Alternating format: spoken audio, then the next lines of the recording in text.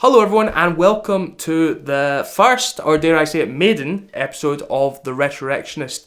My name's Rich and this is going to be my YouTube channel for pretty much anything to do with old video game consoles or old video games. Just mucking around with that kind of stuff, really, anything what has gotten old. Because there's not enough channels like that on YouTube.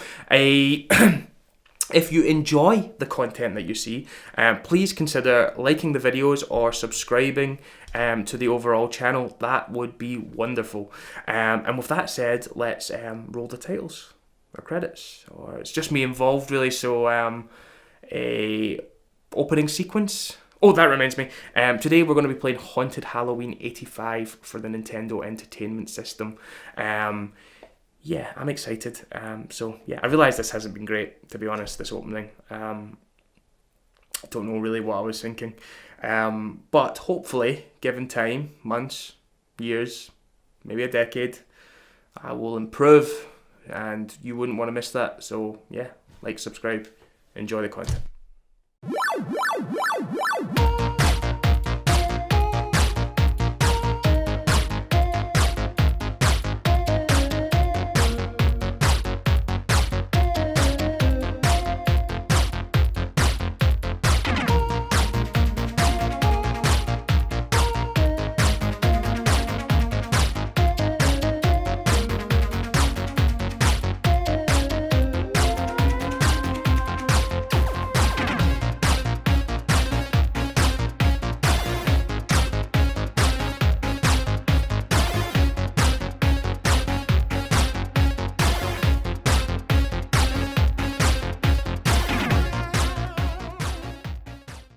So the Nintendo Entertainment System had a lifespan of roughly 10 years, starting in 1985 and ending in 1995. And during that period, it produced over 700 licensed video games. And some of those games happened to be in the horror genre, which is one of my favourite genres. So yeah, let's take a look at some of them. So we had things like a Castlevania, which is an excellent platforming series. You've perhaps heard of it. Takes a lot of its inspiration from the Universal Monster movies, the Hammer horror movies we made here in Britain, and the Gothic literature that in turn inspired those films itself. So work by Mary Shelley, Bram Stoker, that mob. You've also got something like Ghosts and Goblins, which was the console port of the game. Very, very tricky, very frustrating, can be fun for short periods of time before you end up going crazy. And then you've got things like this. These are maybe not considered classics, but the slasher tie-in games, so Nightmare on Elm Street and Friday the 13th. Like I say, not necessarily the best thought of games, but can be fun on occasion. Now, the reason I'm talking to you about a console's lifespan, the size of the library, the official licensed library, and some horror games is because the game I really want to talk to you about today wasn't actually an official licensed Nintendo video game at all. In fact, and there's a very good reason for it, it wasn't officially licensed because it wasn't created till 20 years after the Nintendo Entertainment System was dead and buried. So yeah, let's learn a little bit more by looking at the game, which I want to talk to you about. I feel like I've done 2 introductions now. I feel like I did the one before the credits, and now this one as well. And now I'm starting to panic. I'm just going to make loads of little introductions for the next, I don't know how long this is going to be, maybe hours. So it could just be introduction. So brace yourself for that.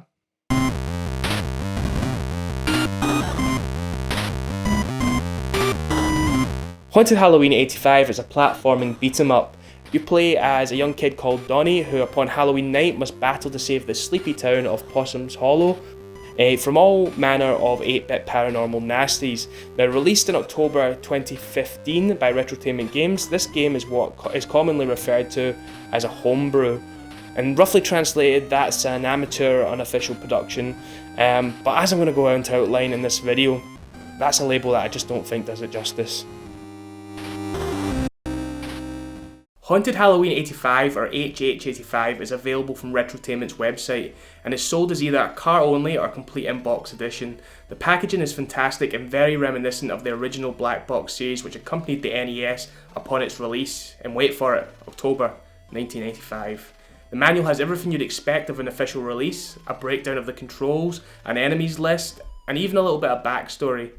Now, it might seem a little bit much to be praising a NES game for having a cardboard box and a manual, but I think it's just a little signpost that just shows the care and the mentality with which the developers have crafted the whole HH85 project. Okay, now that's all out of the way, let's have a go at the game. Now, in the interest of transparency, I'm going to tell you that I'm playing this on the analog NT, not the original hardware, so all the footage that you see from in-game will be captured from the analog NT.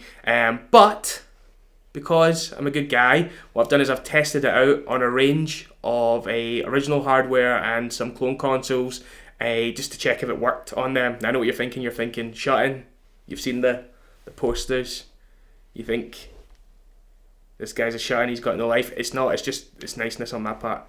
Okay, let's get on with it. Okay, so first up, the analog NT. On this console, it runs like a dream, and I'm sure it'll be much the same for the AVS. On to the original Nintendo, no problems here. This is, after all, what the game was designed for. And that goes likewise for the NES 2, sometimes called the top loader. Now, I would like to tell you that I tried it on the Retron 5 and there were no problems, but I couldn't even get my Retron 5 to switch on, and this is like only the second time I've tried to switch it on in my whole ownership of this beautiful device. Take that for what you will. So let's start with the controls. They're actually pretty simple. You use the directional pad to move around the screen, left for left, right for right. A, jumps, and B, punches. Now you can also do this cool little uppercut by holding down and B at the same time. Now, I'm a real animal lover, but there is just something that's so satisfying about uppercutting the crows in the face. I just can't stop doing it. It's just really satisfying when you pull it off. It feels good. That stupid crow. When I first started playing the game, I thought the character was a little floaty, but by the time I'd got to the end of level 1, I was totally comfortable with the controls. And this is so important, as a major component of HH85's gameplay is tricky platforming. Now, with regards to in-level villains, they've actually got a few. So there are zombie kids, ghosts, crows, and even evil jumping pumpkins, which I've been referring to as jumpkins. Now, this might not seem like the greatest enemies list of all time, it's actually quite sparse, but the way the developers employ them throughout the game ensure that the challenge remains right up until the end and it never really gets stale or boring. Boss battles are likewise well designed, and they definitely increases difficulty as the game progresses. Early bosses like the Library Ghost are pretty routine, but by the time you reach the likes of the Scarecrow and the Wolfman, you'll have all the symptoms of someone playing classic NES. These include sweaty palms, outbursts, feelings of persecution, and a standing erect while you could just be sitting in a chair. So while there's a degree of difficulty to the game, nothing ever really feels unjust or unfair. Extra lives and health are well placed throughout, ensuring it never descends into a war of attrition, while the lack of a password feature and the use of limited continues makes sure you constantly feel the pressure to perform. So Haunted Halloween is a really well made game, but where it really excels is in the atmosphere department, and that's really down to its great graphics and an excellent soundtrack. So let's have a look and a listen to that now.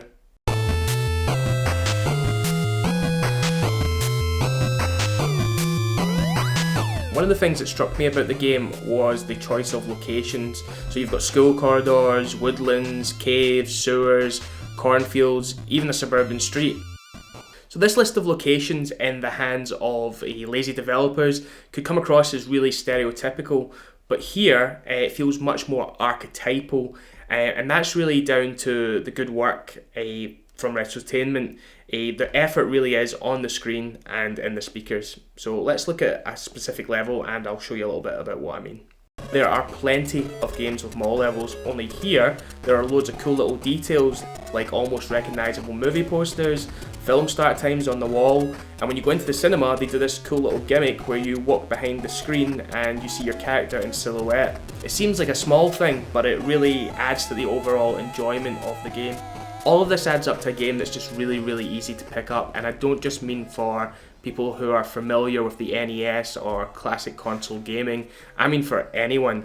Over Haunted Halloween 85's runtime, you'll be introduced to everything that made the NES such a beloved console in the first place. Challenging platforming, recurring patterns of combat, catchy music, and glorious 8-bit graphics.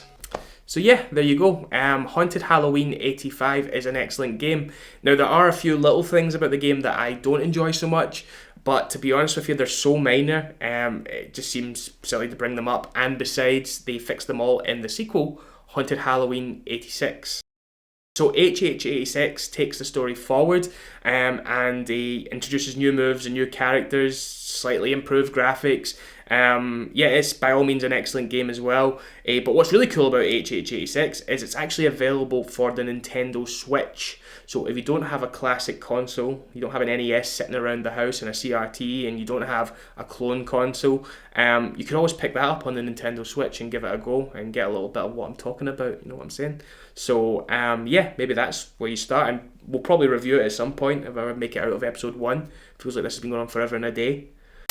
Yeah, so that's us. That's the end of episode 1. I hope you've enjoyed it. Now, if you've played Haunted Halloween 85 and you agree or disagree with my review, feel free to leave a comment in the section below. It's a free country, after all. Or a free world, I guess, since we're on YouTube. Actually, technically, it's not a free world, is it? Because there's some places where they don't have the same rights as UK and US and that. So, in those countries, I guess, maybe you couldn't criticise. Well, you could probably still criticise me. You'll probably get away with that. But if someone with power in your country was to, I don't know, for some reason, upload YouTube reviews of classic games, and they said something like, Back to Future 1 for the NES is an excellent representation of the film in game format, you'd have to agree.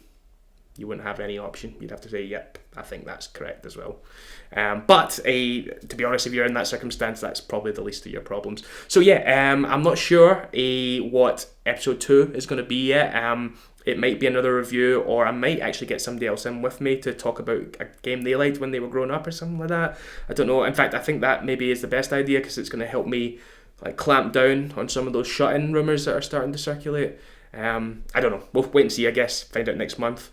So yeah, thank you very much for watching. I'll catch you later. Bye.